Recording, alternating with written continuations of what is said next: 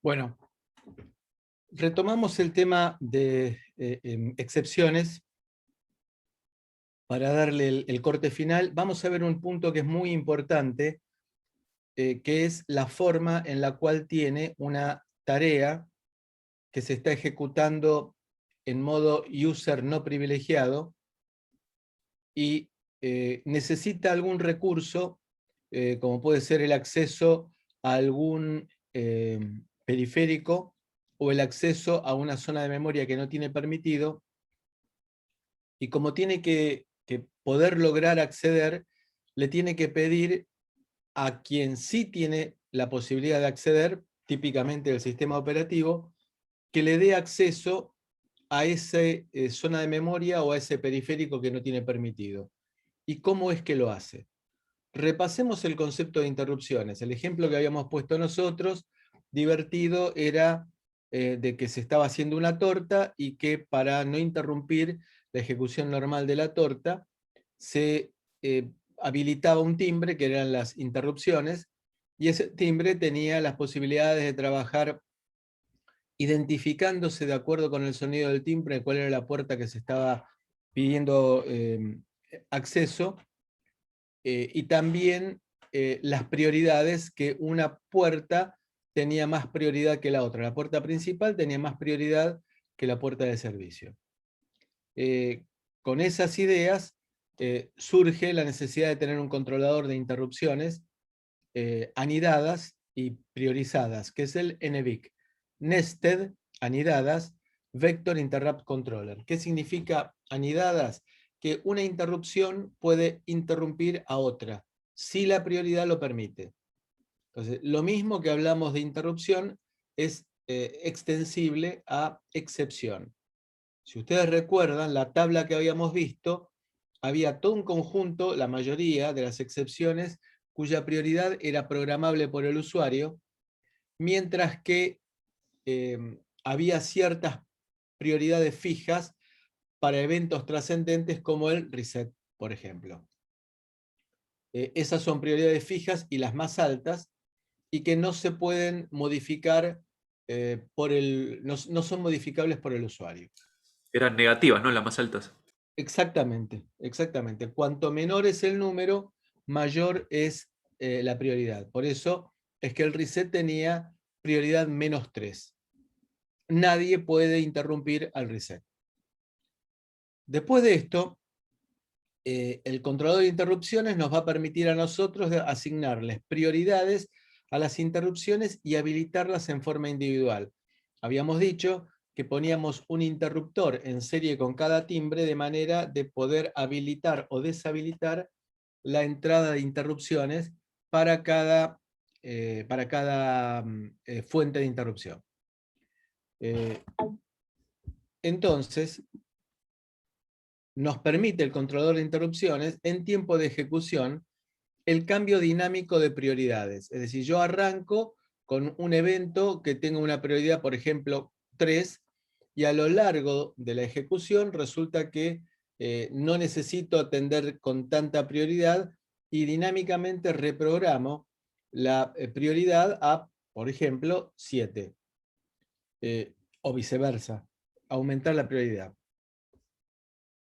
Este controlador de interrupciones permite reducir el tiempo de latencia. El tiempo de latencia es el tiempo que tarda en ser atendida una interrupción o una excepción, y que vamos a ver que pasa a ser determinístico frente a los antecesores.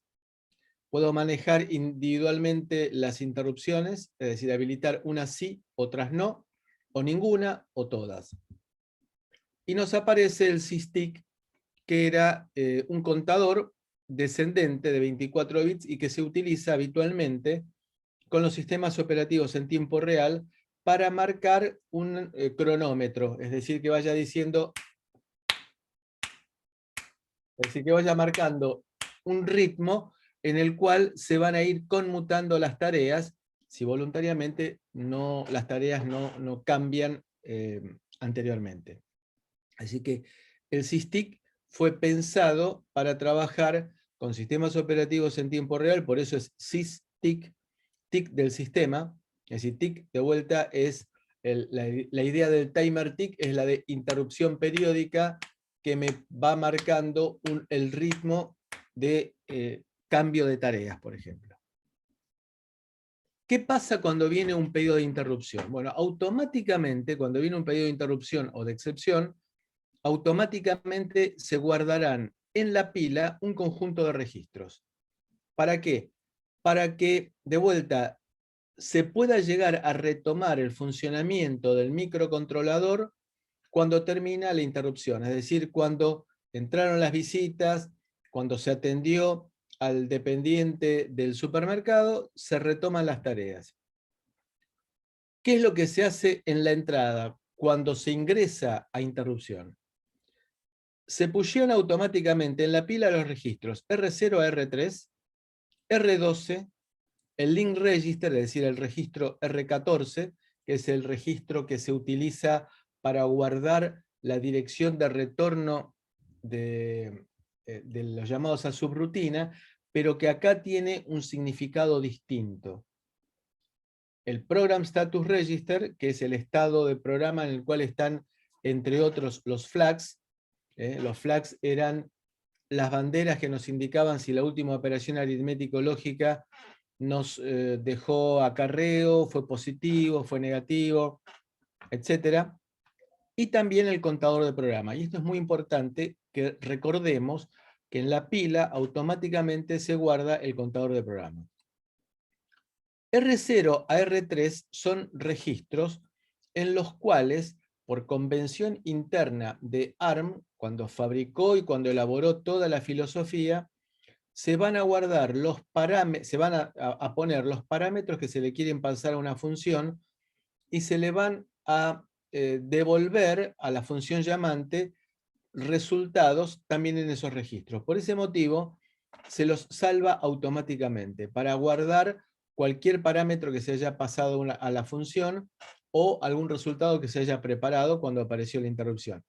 Recuerden ustedes que las interrupciones y las excepciones, salvo una que vamos a analizar inmediatamente, son aperiódicas, asincrónicas. No puedo predecir cuándo vienen. Por lo tanto, como no puedo predecir cuándo vienen, tengo que tener la posibilidad de resguardar todo para dejarlo igual cuando termine. Es decir, que vendría a ser una pequeña ventana de tiempo que abro para realizar otra tarea y cuando la cierro tiene que quedar todo exactamente igual que antes. ¿Por qué? Porque es un evento asincrónico, es decir, que no puedo predecir cuándo aparece y no puede pasarse ningún resultado de una interrupción a través de registros. Eso está terminantemente prohibido por la lógica de funcionamiento. Bien, ¿alguna pregunta, alguna duda? Todos los Los, demás... Sí, escucho. perdón, los resultados por dónde se entregan de las En, interrupciones. en variables. En variables que van a tener que ser variables globales. Justamente porque, como yo, salvo un caso, insisto que vamos a ver inmediatamente, no puedo predecir el momento en el cual me aparece la interrupción, no le puedo pasar ningún parámetro y no puedo esperar ningún resultado porque aparece en cualquier momento. Entonces, los resultados, las variables que pueda llegar a necesitar una interrupción y los resultados se volcarán a través de variables globales. Gracias. Por nada. Si voy a utilizar algún otro registro en mi rutina de atención de excepción, tengo que salvaguardarlos por medio de los push. Esas instrucciones que habíamos visto cuando hablamos de memoria, en los cuales guardo en la pila registros, con lo cual los salvaguardo para recuperarlos posteriormente. Se supone que si hago un push de R7, posteriormente haré un pop de R7, aunque no es obligatorio. Yo puedo hacer un push de R7 y luego hacer un pop de R12, pero tiene que quedar bajo el criterio del programador. No se puede improvisar, sino que hay que hacerlo en forma cuidadosa y criteriosa. Bien. Vamos a ver qué pasa cuando tengamos dos interrupciones simultáneas. O cuando está ejecutándose una rutina de atención de interrupción y nos aparece un pedido de otra. Que hay que analizar, por empezar, las prioridades y luego qué es lo que sucede de acuerdo con la temporalidad. Para la salida, se recupera exactamente lo mismo que se había guardado en la pila. A su vez, cuando se terminan de hacer los pops para recuperar los registros que habían sido salvaguardados en la entrada de la interrupción, se prepara todo como para que inmediatamente se recupere el funcionamiento del procesador a través del contador de programa. Recuerden ustedes que habíamos dicho que en el caso de que se estaba haciendo la torta, cuando sonaba el timbre, se marcaba en la receta cuál era el próximo paso a ejecutar para retomar exactamente igual que como estaba la ejecución de la receta. Es decir, que eso traducido a nuestro caso significa recuperar el contador de programa para ejecutar la próxima instrucción que estaba pendiente de ser ejecutada. Ahora vamos a ver lo que cuando entramos en interrupción se va a tardar un buen tiempo porque hay que guardar muchas cosas en la pila. ¿Qué es la pila? La pila es una zona de memoria RAM, de lectura y escritura, en la cual está reservado para guardar justamente este tipo de cosas. Es decir, para poder hacer push, pop y guardar las cosas que aparecen en las interrupciones. Esa zona de memoria tiene que estar reservada solamente para pila, salvo que se sepa lo que se quiere hacer, como vamos a ver en un ratito, y se trabaje con un cierto criterio y no puede dejarse librado a la improvisación lo que hago con la pila. Hay que ser muy cuidadoso y muy criterioso. Vamos a ver también qué sucede cuando estoy haciendo los pops de salida de una interrupción y aparece otro pedido de interrupción. Cosa que en principio es bastante complicada de pensar, pero que felizmente el hardware lo resuelve automáticamente. ¿Qué es lo que pasa cuando aparece un pedido de interrupción? Bueno, cuando aparece un pedido de interrupción, arrancamos con el puntero a la pila que se encuentra, por ejemplo, en este lugar. Luego empieza a guardar, fíjense, el PCR, el contador de programa, el link register, hasta llegar a guardar R3, R2, R1 y queda el puntero a la pila, el stack pointer, el registro R13 que esté activo, apuntando a este lugar. Cuando se hacen los pops, se hacen en el orden inverso.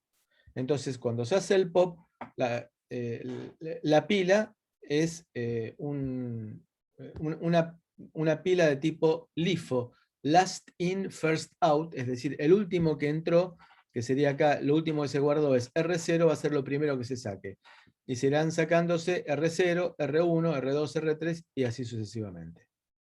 Entonces, otro detalle importante, la pila decrece, el puntero de la pila automáticamente decrece. Con lo cual, hay que tenerlo en cuenta cuando uno fija el tamaño de la pila y el puntero de la pila inicial. Entonces, como va a ir decreciendo, tengo que tener la certeza que en todo momento voy a tener memoria RAM para escribir datos en la pila.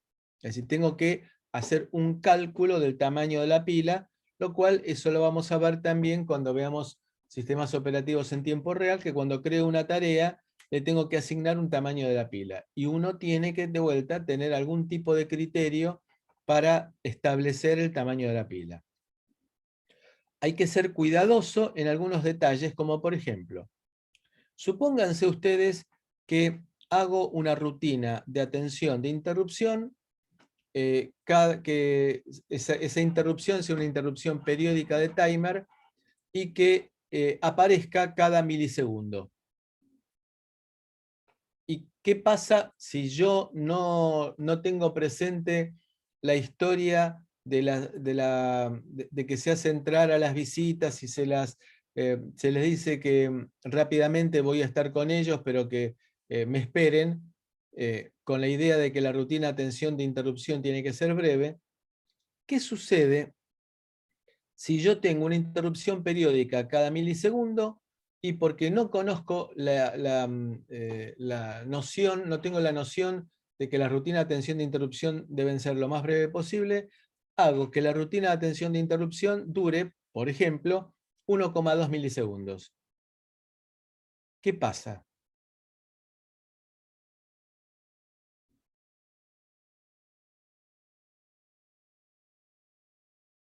Los escucho.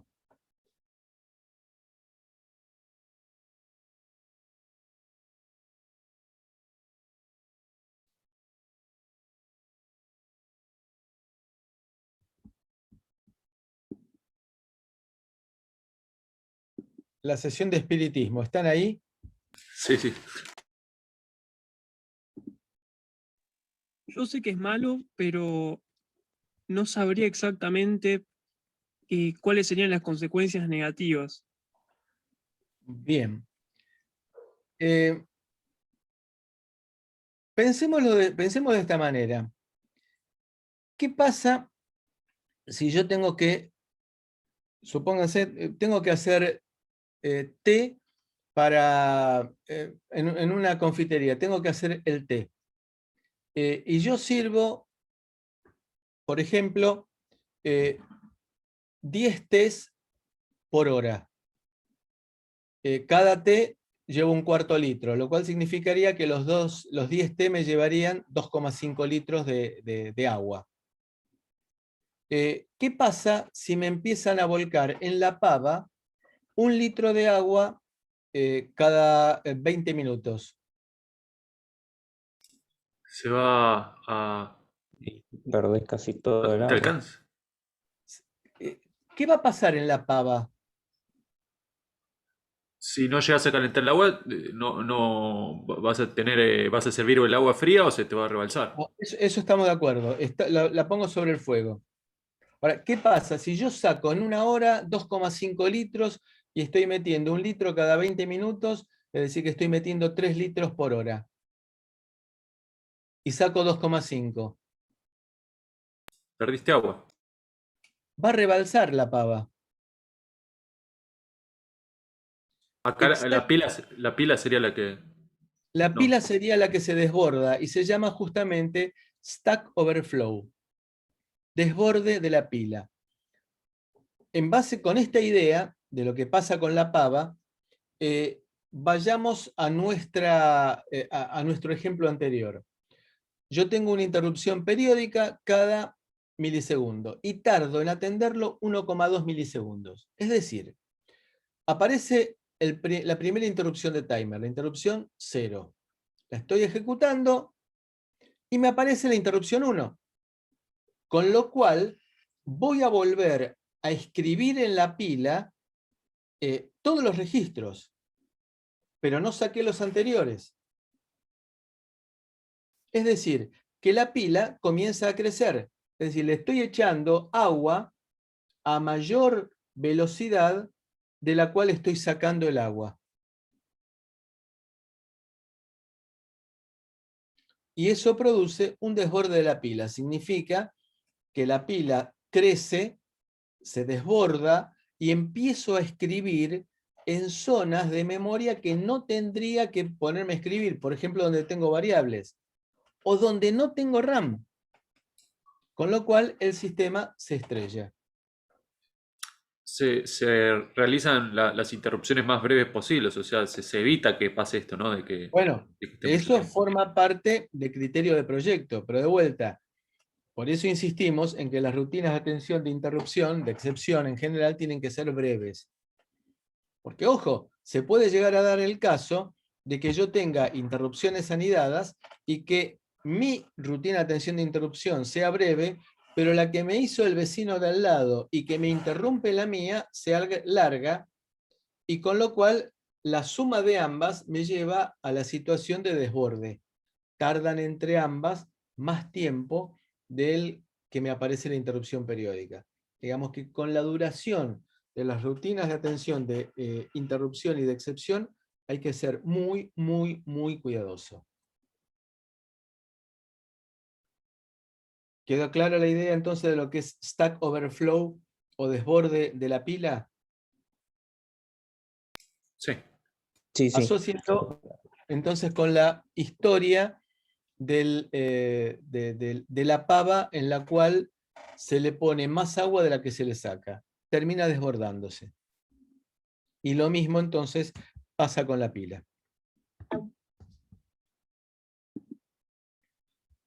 Este es service call, es la única excepción que es predecible porque es un código de operación. Yo lo pongo en mi programa. Se lo llama también software interrupt. Y es el mecanismo por el cual, supónganse que yo estoy escribiendo una tarea en el modo user thread. El modo user thread, ¿se acuerdan ustedes que no tengo privilegios para acceder ni al contador, ni al controlador de interrupciones, ni a los registros del procesador, a los registros especiales del procesador, ni tampoco puedo acceder a algunos periféricos o algunas zonas de memoria. Entonces, si yo tengo que acceder a un periférico, le tengo que pedir permiso a quien sí tenga acceso. Por ejemplo, al sistema operativo si estoy trabajando en un sistema operativo en tiempo real. Para lo cual utilizo esta instrucción, el service call. En el cual el service call propiamente el código de operación son estos 4 bits. Estas son las condiciones que se deben cumplir para ejecutar la instrucción. El código de operación son estos 4 bits. Y acá me quedan 24 bits, donde dice immediate 24, en los cuales el procesador no le da ni 5 de pelota. Es decir, que yo puedo decir, por ejemplo, service call numeral 14 o service call numeral 4F, sí. El compilador me va a poner 14 o 4F en estos 24 bits, pero el procesador no le va a dar ni 5 de pelota. Entonces puede ser un mecanismo que yo utilice para pedirle algo al sistema operativo. Por ejemplo, decirle con un service call numeral 14, déjame acceder al puerto 0. Pero eso lo programo yo como diseñador del sistema operativo. El procesador ARM no tiene nada que ver con esto. Yo me pongo de acuerdo conmigo mismo que decirle service call 14 equivale a pedirle acceder al puerto 0 o a algún bit del puerto 0, como ustedes quieran. Pero eso forma parte de mi propia convención en el diseño del sistema operativo. Esto es importante para tratar de entender los mecanismos, lo que se llaman gates, con puertas de comunicación entre los distintos modos del procesador. Tratemos de entenderlo con un ejemplo. Supónganse que cómo quiero utilizar un pedido del modo user thread al modo handler. Estoy ejecutando un programa, si lo que vemos aquí a la izquierda es un tramo de código, cada posición de memoria ocupa 32 bits, es decir, cada código de operación ocupa 32 bits y por lo tanto cada recuadrito de estos con un código de operación equivale a 4 bytes. Entonces arranco ejecutando un programa que se encuentra en la dirección PCN, cualquiera, genérica. Entonces voy ejecutando mi programa, hasta que llego a la instrucción service call 14. Fíjense que esto es en esta dirección más 12, 4, 8, 12. ¿Sí? 0C, es 12. Bien, estoy ejecutando esto. Estoy invocando a esa instrucción que vimos recién. ¿Qué pasa? Bueno, acá tenemos la instrucción que vimos recién. Esa es la instrucción que se ejecuta en este punto. El procesador va a encontrarse con que acá le aparece 111 y acá 14, es decir, sería 0D en, 0E en hexa, 0E en hexa, pero no le da pelota a este 0E en hexa. Es decir, yo lo tengo que recuperar como diseñador del sistema operativo. ¿Cómo es que lo hago? Bien, ahí me aparece entonces 14. Es decir, numeral 14 significa en forma inmediata. Bien, me va a quedar, de acuerdo con lo que vimos hace un rato y con lo que habíamos visto con el ejemplo de que se estaba haciendo la torta, me va a quedar el contador de programa apuntando a la posición 10 en hexadecimal, es decir, 0C en hexa más 4 me da 10 en hexadecimal. ¿Qué pasa entonces? Esto es lo que tengo en la pila. Según también lo que vimos recién. Esto es lo que tengo en la pila. Entonces, ¿qué valor tengo ahí donde me dice PC? Tengo la dirección a la cual me quedó apuntando la próxima etapa de la receta, es decir, PCN más 10 en hexadecimal. Bien, entonces, yo voy a usar entonces el puntero a la pila para ir y leer este valor. Leo este valor y lo uso decrementándolo en 4 para apuntar a la memoria de programa y leer el código de operación este. Leo todo esto de acá. Leo todo esto, completo. ¿Qué es lo que me interesa a mí? Estos 24 bits. Entonces, uso una máscara para quedarme con estos 24 bits. Y de ahí saco el parámetro que le pasé del modo user_thread al handler. Y de ahí entonces haré un switch o un puntero a función, y de acuerdo con ese valor 14 será acceder al puerto 0 para leerlo, para escribirlo. Entonces, este es el procedimiento por el cual se comunica una tarea sin privilegios con el sistema operativo para pedirle, por ejemplo, acceso a un periférico o a una zona de memoria que no tenga permitido hacer.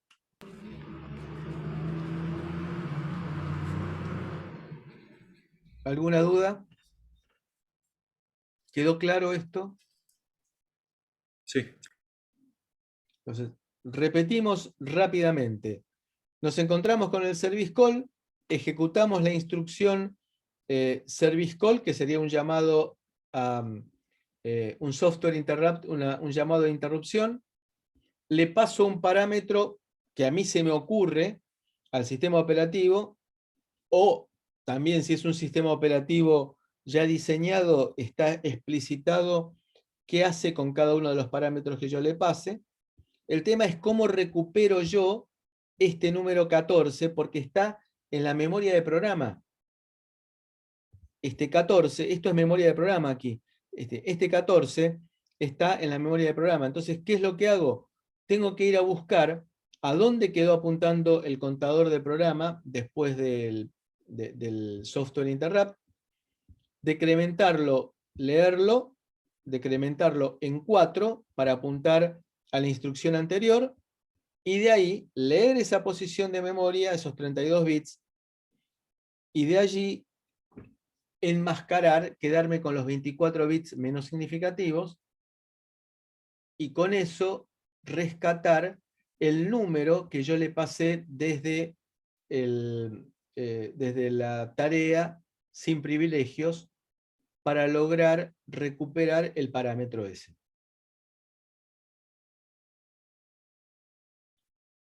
¿Alguna pregunta?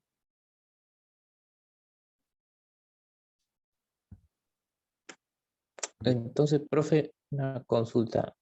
¿Ese numeral 14 abarca todos los 24 bits que está ahí?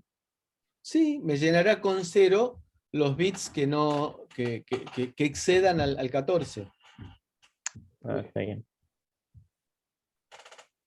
Entonces, Eso con la máscara, ¿no? O sea, estarían claro, los otros bits en 1 Claro. anteriormente leo, a la máscara. entonces la posición de memoria en donde estaba el código de operación del service call y le hago una AND lógica con 0, FFFFF, con 0, con 0, 0, con lo cual 0, 0, Del bit 32, del 32 Del al 32 al, 31 al del 24 31 estarían. al 24. exactamente. Eso los pongo, los llevo a 0 con una máscara y me quedo con los 24 bits menos significativos. Está bien. Gracias. Por nada.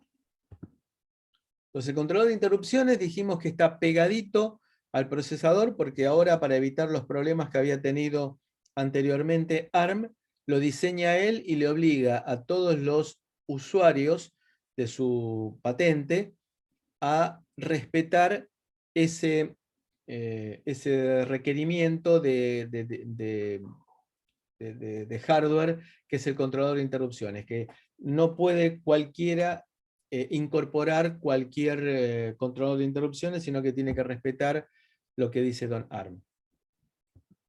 Vamos a ver ahora terminología determinístico, que es predecible. Entonces, dado un conjunto de entradas, siempre se va a producir las mismas salidas pasando por la misma secuencia de estados, y si tenemos restricciones de tipo temporal, en lo posible en el mismo tiempo. El prevaciado, que es un término que estamos introduciendo, es pensando en un sistema operativo, ya lo estamos llevando, estamos cayendo al sistema operativo, parar la ejecución de una tarea para ser reemplazada en la ejecución de una tarea de mayor prioridad. Y el tail chaining es la forma de encolar los retornos de interrupción,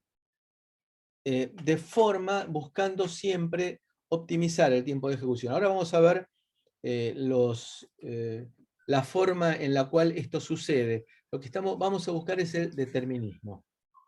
El tail chaining es el encadenado de interrupciones en forma criteriosa, inteligente, buscando optimizar el tiempo de ejecución y también lograr determinismo. Y la latencia de interrupciones, que ya la habíamos presentado anteriormente, es el tiempo que transcurre desde que aparece un pedido de interrupción hasta que es atendido. Se busca también minimizar la latencia de interrupciones. En el caso del prevaciado o preemptive, lo que se hace es asignar prioridades a las tareas, no confundir, y lo digo varias veces, no confundir prioridad de las tareas con prioridad de interrupciones. Son dos cosas distintas. Y se enumeran totalmente distintos. Y el tail chaining, que es el encadenado de las colas. ¿Sí? Cola de un animal es tail. Entonces, ¿cómo se encadenan? ¿Cómo se pone la salida de una interrupción con la salida de otra? Y eso lo vamos a ver ahora por medio de unos gráficos. Una de las cosas que es importantísimo en la incorporación de Cortex frente a sus predecesores es que siempre se tarda 12 ciclos de reloj en entrar en interrupción y también en salir. Para Cortex M3, Cortex M4. Mientras que los predecesores tenían, fíjense lo complicado que era, una latencia de interrupción entre 24 y 42 ciclos y 16 para el retorno. Entonces, acá aparece claramente el concepto de que no es determinístico, el ARM7, que era el predecesor, y por eso es que no se usó para sistemas operativos, porque no había forma de comunicarse en forma criteriosa para manejar las excepciones, y aparte porque no era determinístico. Entonces, los sistemas operativos en tiempo real aparecieron con Cortex, no con ARM7. ARM7 tuvo vigencia entre el 2000 y el 2007 más o menos. Cortex apareció en el 2008. Entonces, el tail chaining es el encadenamiento cuando una interrupción de mayor prioridad interrumpe una de menor prioridad. Por ejemplo, supongamos acá que tenemos dos interrupciones, IRQ1 y IRQ2. IRQ1 tiene más prioridad que IRQ2. Y aparecen las dos simultáneamente. En la práctica, la simultaneidad no existe. Porque algo podrá aparecer un nanosegundo antes que otro evento. Un evento un nanosegundo antes que otro evento. O un femtosegundo, pero la simultaneidad absoluta no existe. De cualquier manera, acá la simultaneidad va a estar dada dentro de lo que es un ciclo de reloj del procesador. Entonces aparecen IRQ1 y IRQ2 en forma simultánea, es decir, cambian dentro del ciclo de reloj, e IRQ1 tiene mayor prioridad que IRQ2. Por lo tanto, si son simultáneas, ¿a quién le va a dar prioridad el procesador en la ejecución? ¿A IRQ1 o a IRQ2?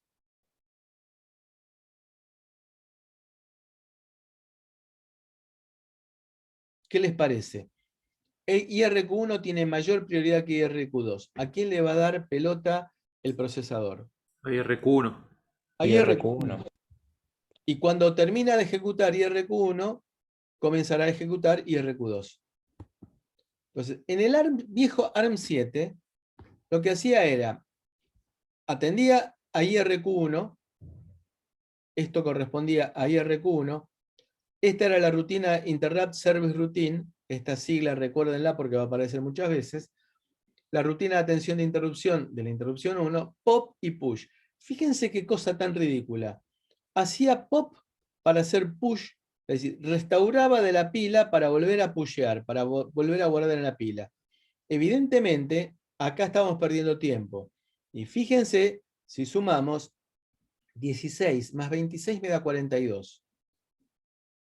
Y 26 es la cantidad de ciclos de reloj para el primer push. Y de aquí surge ese número que habíamos dicho que para ARM7 el tiempo, la latencia de interrupción era entre 26 y 42 ciclos de reloj. Aparte de ser un número muy grande, también se daba que no era determinístico, porque si IRQ1 tardaba 26 ciclos de reloj en aparecer, IRQ2 tardaba 42, lo cual evidentemente no era predecible, no era determinístico. En el caso de Cortex-M es mucho más fácil, porque en el caso de Cortex-M hacemos un push y acá se da cuenta el micro de que tiene otra interrupción que está pendiente y solamente aparecen 6 ciclos de reloj para cambiar de vector de interrupción y pasar a ejecutar la ISR2 no haciendo ningún push ni ningún pop. Entonces eso tarda 6 ciclos y es determinístico. No tenemos 26 o 42, sino que estos tipos son fijos para cualquier tipo de interrupción.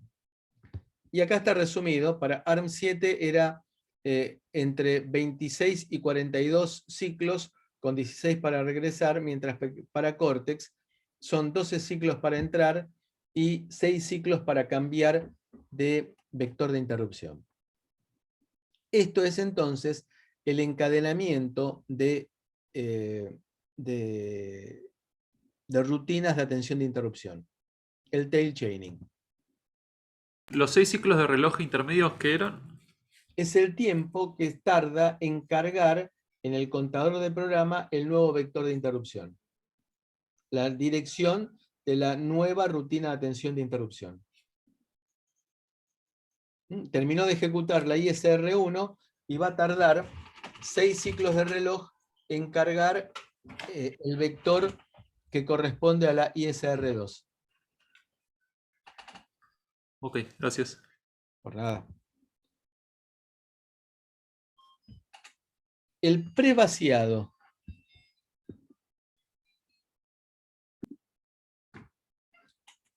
Entonces, estamos viendo en este caso que tenemos IRQ1 de mayor prioridad, que se está ejecutando normalmente, termina de ejecutarse, y cuando se está saliendo de la atención de IRQ1, aparece IRQ2.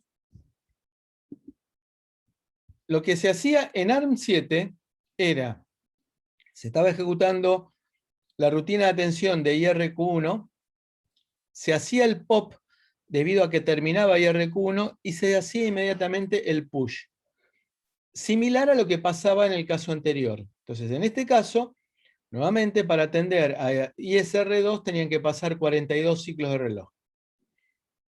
En nuestro caso, lo que se hace, y acá esto es importante para recalcar, porque cuando aparece, se está haciendo este pop, se detiene, cuando aparece IRQ2, se detienen los pop, por eso acá aparece de 1 a 12, porque dependerá en qué momento de los pops de restauración de IRQ1 aparece IRQ2, se detienen los pops y se cambia de vector, estos 6 ciclos de reloj, para pasar a ejecutar la rutina de atención de interrupción 2. Este es un punto bastante importante para entender el funcionamiento. Dentro del NVIC hay un conjunto de registros internos que no son accesibles para el usuario, que le dicen, empecé a hacer los pops para restaurar la salida de la interrupción, y cuando los termina dice, ya terminé. Ahora bien, si empecé a hacer los pops y no alcanzo a terminarlos porque me aparece otra rutina de atención de interrupción, entonces me quedó guardado en la pila el estado en el cual se encontraba antes de empezar los pops. De manera que cuando se hacen este pop al finalizar la ISR2, se restaura todo de nuevo, desde el punto en el cual se había comenzado a hacer este pop. De esta manera, digamos, esta es una ventaja de hardware en el cual se acelera el tiempo de entrada, la latencia de ISR2, porque si no, fíjense que ISR2 podía llegar a esperar 42 ciclos de reloj, mientras que acá ISR2 pasa a esperar solamente 6 ciclos de reloj. Entonces, como no se terminaron de hacer todos los pops, eso queda almacenado en el controlador de interrupciones diciendo, empecé a hacer los pops, pero no se terminó. Con lo cual, cuando hago el pop definitivo saliendo de la rutina de atención de interrupción 2, se hace toda la secuencia desde cero, no importando cuántos pops hubiera hecho yo aquí. ¿Alguna pregunta?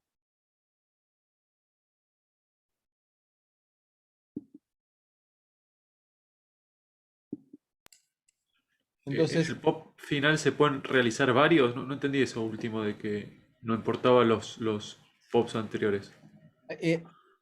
recuerda que habíamos dicho en la tabla que habíamos visto de las salidas, de la salida de la excepción, empezaba a hacer pop de R0, R1, R2, R3 y así sucesivamente.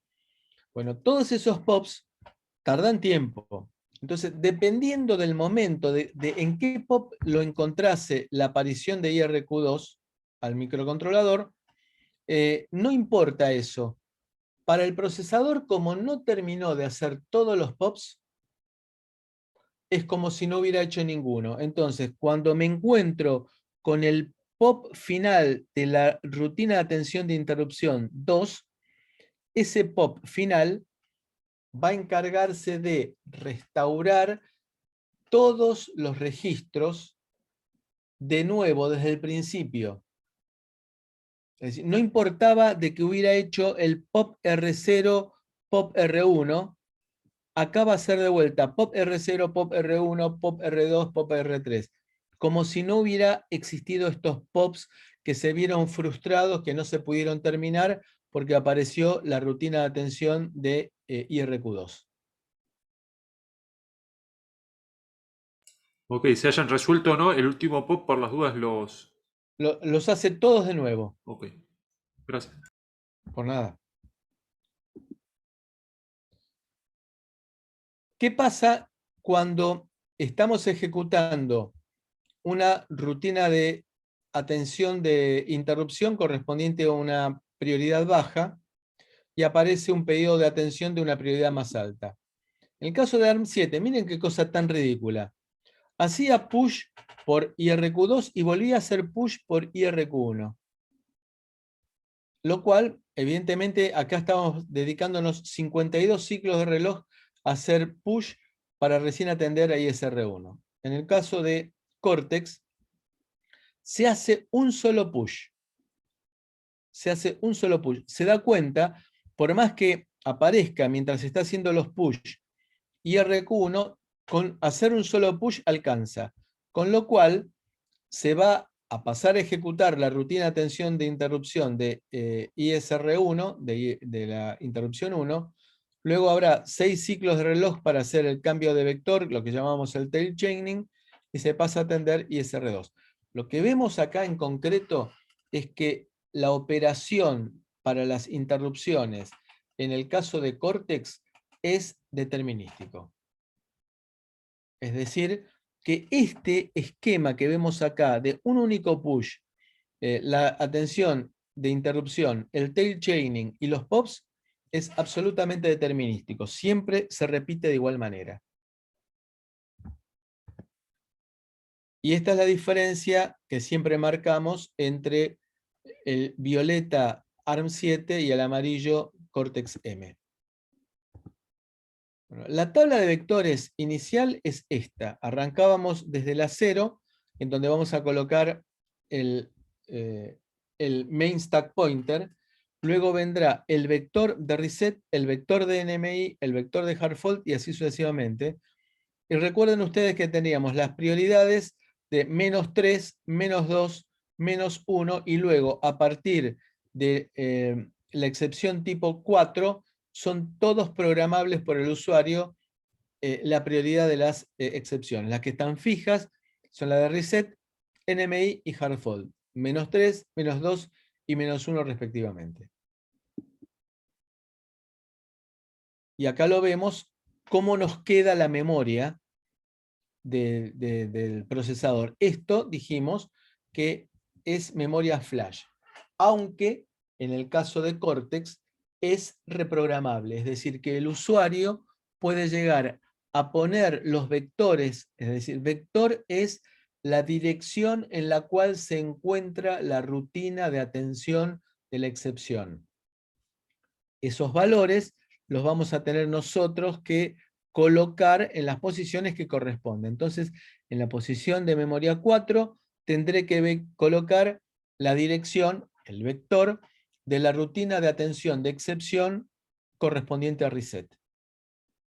En la dirección 8, la rutina de atención de excepción correspondiente a NMI, y así sucesivamente. Acá hay una cosa muy importante para recalcar. Vamos a ir para un rato para atrás.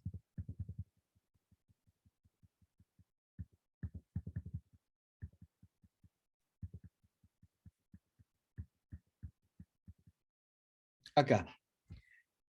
Nosotros guardábamos el link register, el R14. El R14 era, para el caso de la subrutina, se lo llamaba link register, porque allí se guardaba la dirección de regreso de una la dirección de regreso de una subrutina. La dirección de regreso de una subrutina.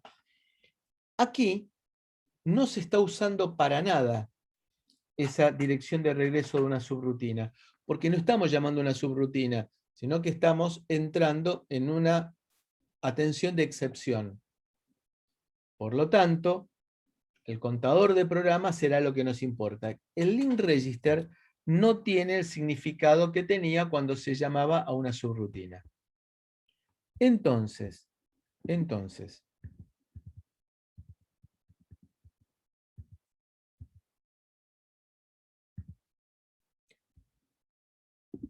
¿para qué se usa el link register? Acá se nos abre un abanico de probabilidades. Supongamos que estamos ejecutando una tarea en el modo user thread. Nos aparece una excepción de cualquier tipo. Pasamos al modo handler. Cuando termina el modo handler, tiene que volver el sistema a ejecutarse en el modo user thread.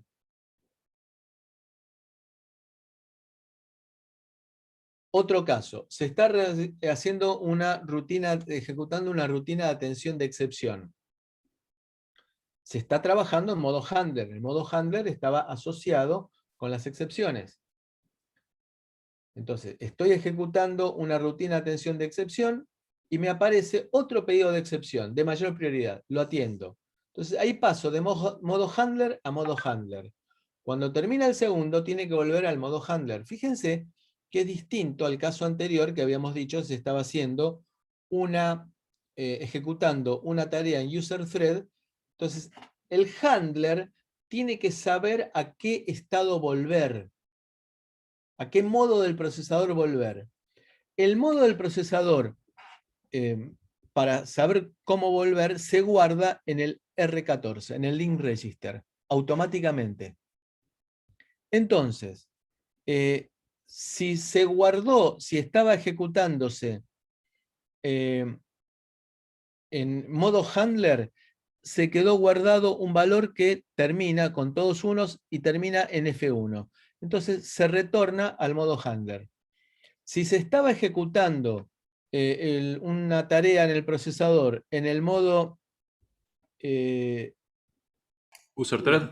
No, en este modo es el modo thread privilegiado. El de abajo es el user thread. Fíjense que me di cuenta cuál es cuál por el puntero a la pila que está en uso. Si está en uso el main stack pointer, es el modo thread privilegiado. Si está en uso el process stack pointer, es el modo user thread. Entonces, de acuerdo con el valor en el cual, el valor que se guardó cuando se entró en excepción, cuando se retorna, sabe el procesador al modo que tiene que regresar por el valor que quedó almacenado en el registro R14. ¿Quedó claro esto? Sí, un segundo que anoto. Termina en 9 y en D, los de thread. Exactamente, thread. En 9 termina el thread privilegiado y en D termina el thread del usuario.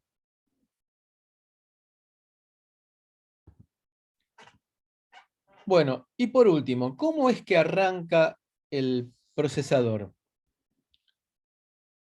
Se resetea, ya sea porque uno oprimió el pulsador de reset, ya sea porque se decidió, se diseñó un circuito de power on reset de manera que cuando arranca reseteándose. Un circuito, típicamente un circuito de reset que cuando se arranca se resetea. Entonces, arrancamos del reset, se va a buscar el valor inicial del stack pointer en la posición de memoria 0.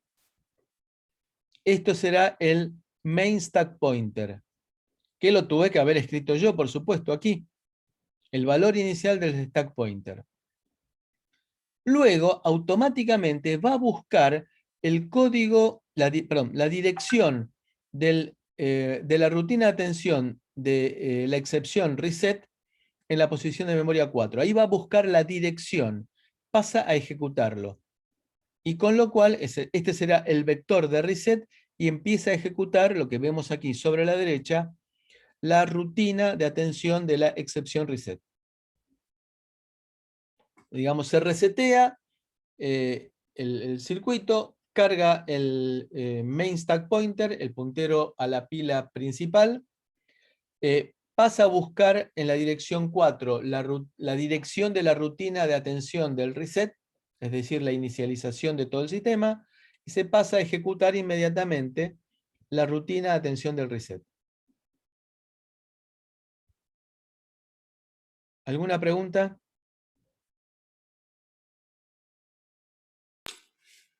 Entiendo que la primera dirección va a ser 0, la siguiente va a ser 4 y después un valor de reseteo.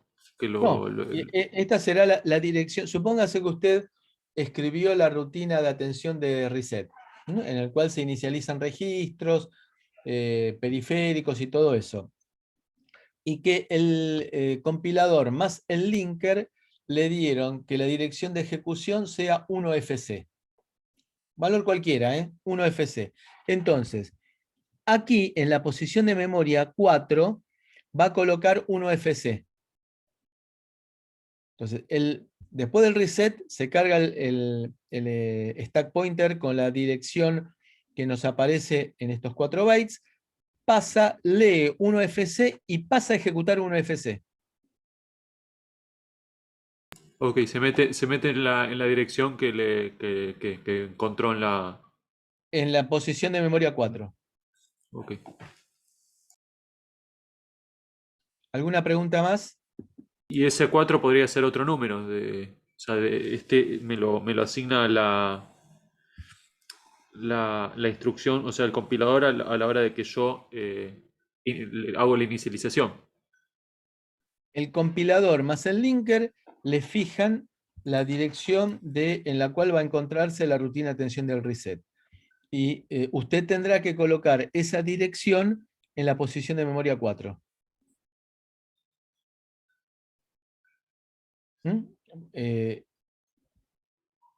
Entonces, lo que dijimos del caso 1FC, en la posición de memoria 4 le va a aparecer 00000 1FC. Cuando arranca el procesador, primero carga el stack pointer con el valor que le colocamos aquí, luego pasa a leer la dirección que hemos escrito en la posición de memoria 4, es decir, 1FC, y pasa a ejecutar el código que se encuentra en 1FC. Que debería ser la primera instrucción del programa ya, ¿no? O sea, Exactamente, tal cual. En 1FC comienza la ejecución del programa de la rutina de atención del reset.